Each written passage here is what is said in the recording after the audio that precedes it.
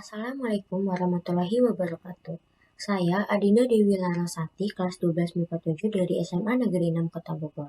Di sini saya akan menyampaikan materi untuk penilaian penugasan ujian sekolah yang berkolaborasi dari mata pelajaran pendidikan agama Islam, sejarah Indonesia, dan PPKN. Materi yang akan saya sampaikan bertema iptek atau ilmu pengetahuan dan teknologi. Pernah nggak sih kalian ngebayangin gimana dunia ini tanpa teknologi? Berbagai gadget canggih yang kamu gunakan saat ini ternyata telah mengalami serangkaian perkembangan. Sebagai negara berkembang, Indonesia juga turut merasakan dampak dari kemajuan teknologi. Seperti apa sih perkembangan ilmu pengetahuan dan teknologi di Indonesia? Kehidupan manusia tidak terlepas dari perkembangan iptek. Mengapa demikian? Karena iptek atau ilmu pengetahuan dan teknologi hadir untuk menunjang segala aktivitas manusia. Mau tidak mau, siap tidak siap, manusia selalu dihadapkan dengan kemajuan teknologi yang terus bergulir. Beberapa perusahaan hingga individu pun berlomba-lomba untuk berinovasi dalam bidang teknologi. Dengan bantuan para ahli dan peneliti, kemungkinan teknologi baru akan kembali muncul begitu besar. Segala aktivitas dan kebutuhan manusia dapat dilakukan dengan mudah berkat perkembangan iptek. Meski manfaatnya begitu terasa, masih ada yang belum memahami apa sebenarnya iptek. Kalian jangan jauh-jauh. Alat yang kalian gunakan saat ini buat nonton video ini juga, itu tuh contoh dari iptek atau ilmu pengetahuan dan teknologi loh. Contohnya handphone atau telepon genggam seluler. Perkembangan iptek ini sangat mempermudah berkomunikasi. Iptek berdampak positif maupun negatif juga. Untuk materi yang kedua, saya akan menampilkan ayat Al-Quran Surat Ali Imran dari ayat 190 sampai 191 beserta artinya. أعوذ بالله من الشيطان الرجيم بسم الله الرحمن الرحيم إن في خلق السماوات والأرض واختلاف الليل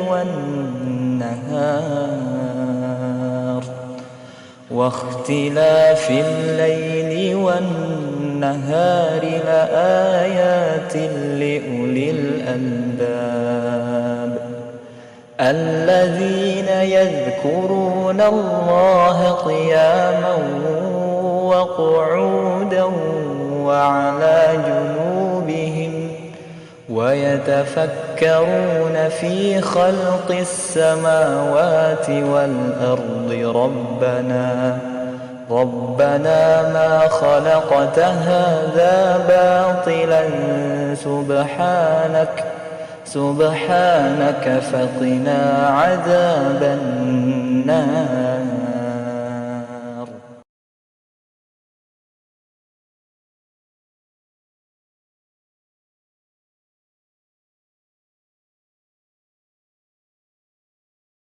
Seperti yang sudah dikatakan di awal, iptek mempunyai dampak positif dan dampak negatif.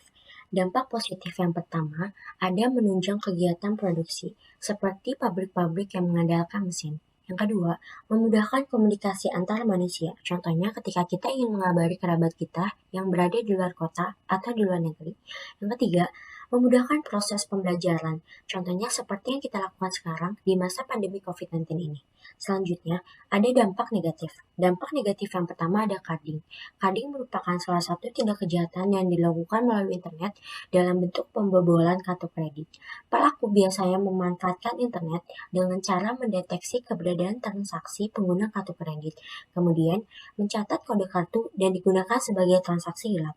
Yang kedua, ketergantungan dan membuat malas. Contohnya generasi kita yang sekarang kecanduan bermain game sehingga bermalas-malasan untuk melakukan aktivitas lainnya.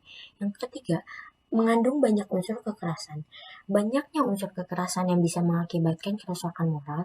Sebuah studi eksperimental menunjukkan bahwa terjadi keterkaitan antara game online yang mengandung unsur kekerasan dengan tingkat kejahatan yang dilakukan kalangan anak muda. Terakhir, saya akan menjelaskan perkembangan iptek pada masa Soeharto. Perkembangan ilmu pengetahuan dan teknologi di Indonesia pada masa ini berkembang dengan sangat cepat berbeda pada masa sebelumnya. Orde Baru sendiri terkenal sebagai era pembangunan Indonesia dan dikepala-negarai oleh Soeharto yang terkenal sebagai Bapak Pembangunan Indonesia. Pada awal tahun 1970-an, kemajuan iptek mengalami peningkatan yang didukung pemerintah karena faktor-faktor perkembangan ekonomi, perluasan pertanian, dan perubahan sosial budaya. Pada tanggal 6 Maret 1962 dibentuknya Dorlenas atau Departemen Urusan Riset Nasional, yang kemudian berganti nama menjadi Departemen Riset Nasional atau DRN, yang bertugas untuk merumuskan, mengamati, mengarahkan, dan mengendalikan kegiatan riset dan teknologi di Indonesia. Selanjutnya, pada masa Orde Baru, Indonesia membangun sistem komunikasi satelit domestik atau SKSD Palapa. SKSD Palapa adalah sistem satelit komunikasi yang dikendalikan oleh Sistem Satelit Komunikasi Pengendali Bumi yang dibuat oleh HAC atau Hughes Aircraft Company, Perumtel Indonesia. Nama Palapa diambil dari Sumpah Gajah Mada yang akan mempersatukan Nusantara. SKSD Palapa dibangun tahun 1974 sampai 1976 dengan peluncuran generasi 1 A1.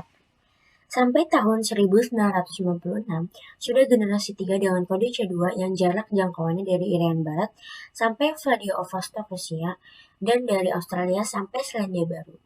Juga dipakai oleh negara-negara tetangga seperti Australia, Papua Nugini, Maca, Selandia Baru, dan Vietnam. Pada masa Orde Baru, Indonesia Televisi mulai menyebar luas. TVRI lahir berdasarkan SK Menpan tahun 1961 untuk menayangkan semua kegiatan kejuaraan Asia Games yang keempat di Jakarta. Proyek ini ditangani oleh perusahaan elektronika Jepang Nippon Electric Company atau NEC. TVRI berhasil mengudara pada acara liputan 17 Agustus 1962 di Istana Negara. Tanggal 24 Agustus 1962, TVRI diresmikan oleh Presiden Soekarno. Berikut informasi mengenai ilmu pengetahuan dan teknologi yang bisa saya sampaikan. Semoga informasi ini dapat menjadi tambahan wawasan kalian mengenai iptek di Indonesia.